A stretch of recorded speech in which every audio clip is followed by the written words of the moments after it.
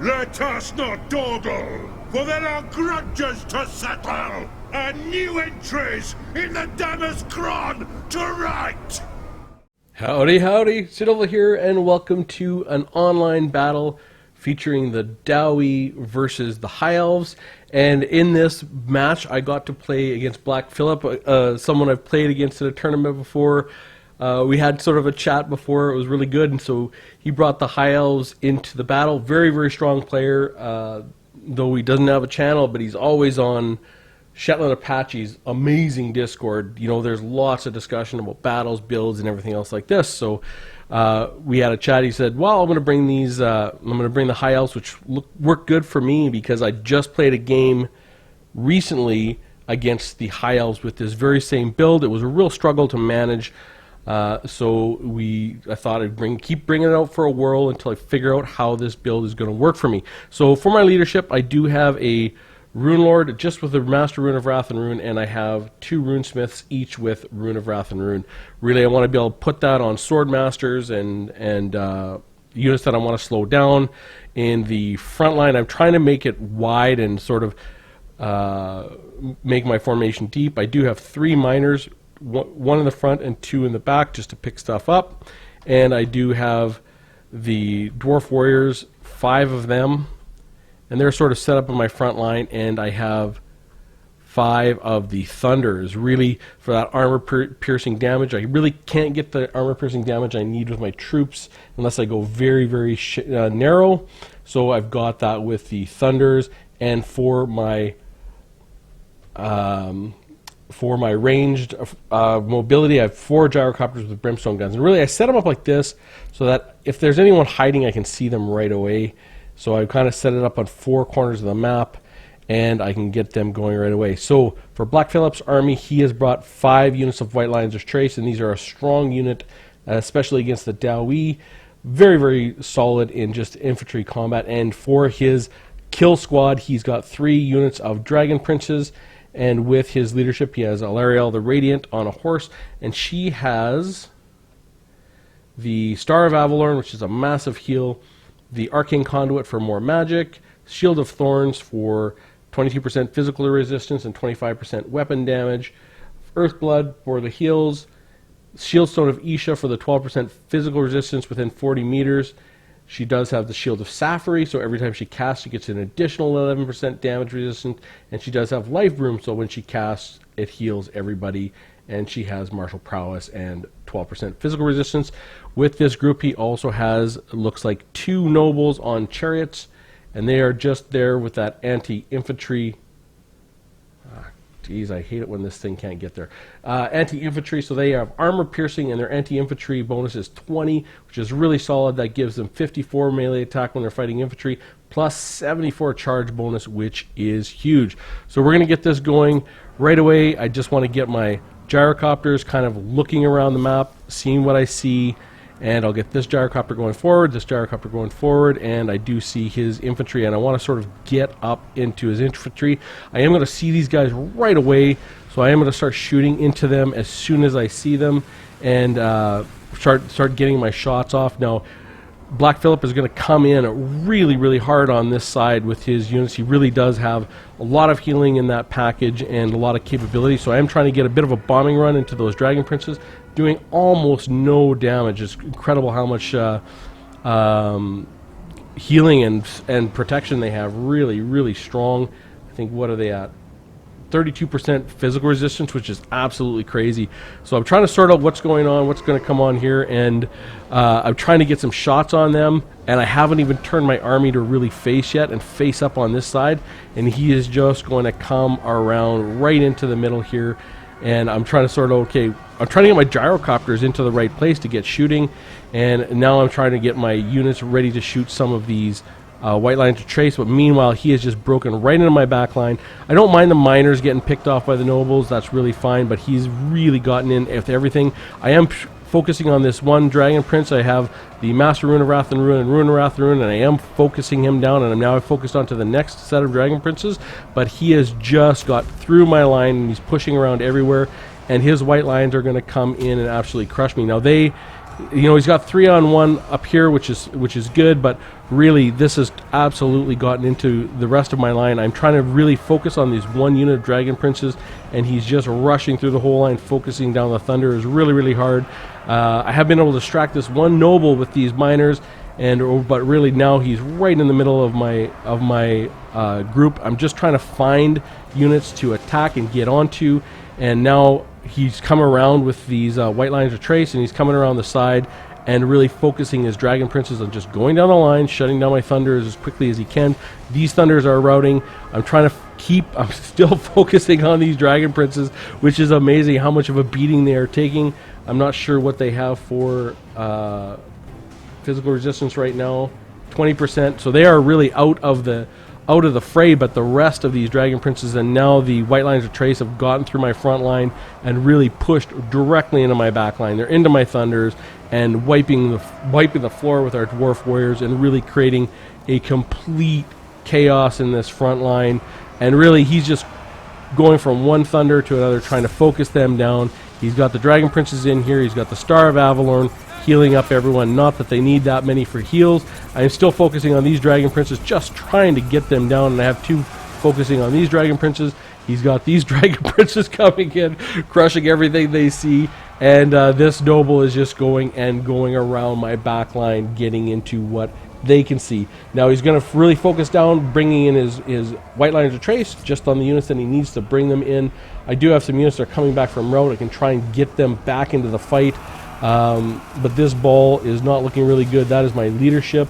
I'm still focusing on these Dragon Princes. They are down to 17 models and 472 health, and they are still not routed. This is absolutely crazy how powerful these Dragon Princes are. And they just really, I've got 4 gyrocopters, and they are almost out of ammo shooting at these Dragon Princes, and I have not been able to route them yet. Now he's just gooning my leadership. I am trying to get some units back in to that fight so I can take a little bit of pressure off. I'm trying to get my Runes of Wrath and Rune off, but really he's just going back and forth with his Dragon Princes. And now he's going to really get a rear charge on these guys, and he's got them pinned up against the White Lines of Trace.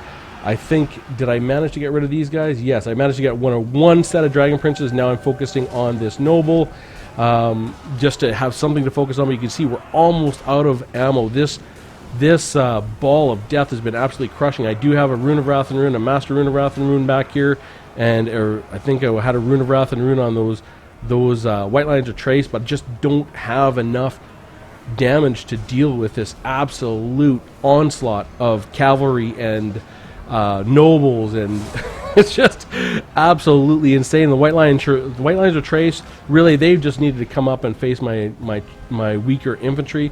But really, now my gyrocopters are almost out. I have managed to get rid of this noble and got him going, and now I'm going to focus in on Alariel the Radiant. I've got a little bit of damage on her, but now his Dragon Princes are ready to come back, and I just want to chase this one noble out. I've got no more ammo on this gyrocopters. I'm really trying to find another good target. I am trying to get Alariel the Radiant and focus her down, and but I have no ammo left. You can see my gyrocopters are out of ammo. I have units back here. I've just completely forgotten about trying to chase everybody off the field. But now my Runesmiths and my Rune Lord are absolutely being beat up. I do have the gyrocopters in. I just wanted to bring them in to see if I could rear charge something. And I'm still shooting at... and here comes another Star of Avalorn, like it's needed, but... it is what it is. So we are bringing back the rest of our troops, but now everything is starting to rout. The heals are going off. You can see the balance of power is going really hard, and then that is the game. So an absolute demolition. Oh man, those Dragon Princes were crushing. Look at 2 chevrons for both of them. They just came through my line, 106 and 64 with these nobles. And really, the White Lines of Trace, 103, 82, 84, 41, and 48. Just an absolute crushing defeat with this army. Now, I look at really, obviously I could always play better, but this build I don't think is ever going to beat these Dragon Princes. They had so much defense, really. I used all of my ammo to get one noble and one set of Dragon Princes, and I had nothing in my backline to defend against those Dragon Princes. I could not deal with them once they got into my line. Even with the Runes of Wrath and Ruin, the Master Rune of Wrath and Ruin, slowing them down, they were into my line and through it. And you know, we were just watched a game featuring Umaze where he was playing against a Cav heavy faction in Bretonia, and he had 4 gyrocopters, but he brought a very elite and tight build and made it so that the cavalry couldn't do a whole lot. And against that build, I mean, these Dragon Princes and the nobles would have had a much more difficult time. So this is sort of looking at the difference of a wide build versus a very narrow and elite build versus a Cav heavy faction. Now, Dragon Princes are much stronger than Knights Errant, and Black Phillip used them beautifully, really to bring them with Alariel the Radiant, the 2 nobles, and just that death ball of dwarf killing power, and really 32% physical resistance in the heals. It was an extremely strong strategy against the dwarfs.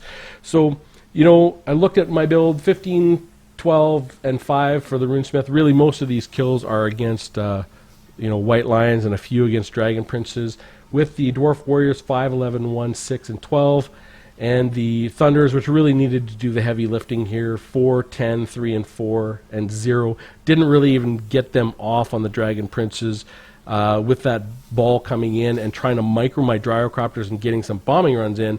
Really did not focus on my main army. So really interesting compared to the last build. I know I talked about this build being very hard for me to control with all the Gyrocopters with Brimstone guns in the last fight we had against the High Elves. I mean, we did win that game, but it was a very different build. There was no Dragon Princes, and there were some Illyrian Reavers and a princess on a dragon. And, you know, I think this build from Black Phillip is obviously much more focused and much more devastating against the dwarfs specifically. So we'll have to go back and think about my build and really focus on looking at that. Like, this is one of the problems with the High Elves. There's a very difficult opponent for the dwarfs because they can bring, they can bring 5 White Lions of Trace and 3 Sword Masters of Hoeth and a couple of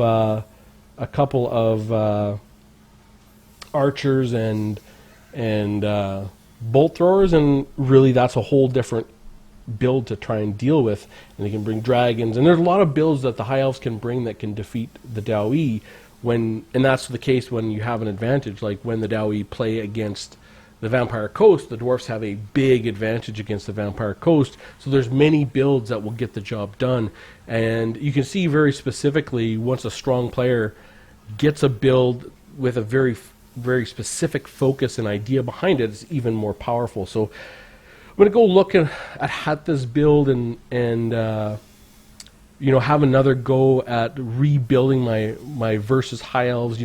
We've had some games against some strong opponents and lost, and we've had some games against some kind of opponents my level and won. And we've sort of seen a lot of different High Elf builds in here, and I'll try to keep on presenting Dwarfs versus High Elf builds and fights so that you guys can have a look and see what works and what the fights end up looking like. We had a great fight with Shetland Apache where he used the gyrocopters to absolute devastating effect going after the casters. But again, a very different build, and you can kind of see how that goes. But he went very elite in that build as well. Anyways, I would love to hear from you. If you're playing the Daoi versus the High Elves, what kind of build do you bring? What kind of build do you like playing? If you play the High Elves versus the Daoi, what do you find works? Do you like to bring Dragon Princes? I mean, I think that's the first time I've ever gone up against Dragon Princes. They're absolutely crushing. But that ball was really clever, the way that he put everything together with Alariel the Radiant and the 2 chariots. Really crushing build, and he just really mucked up my backline extremely fast. So anyways, would love to hear from you. I always ask for comments because that's my favorite part of doing this, is hearing from you guys in the comments, even if you're dropping in to say hello. With that said, hope you found it interesting, and I will see you soon.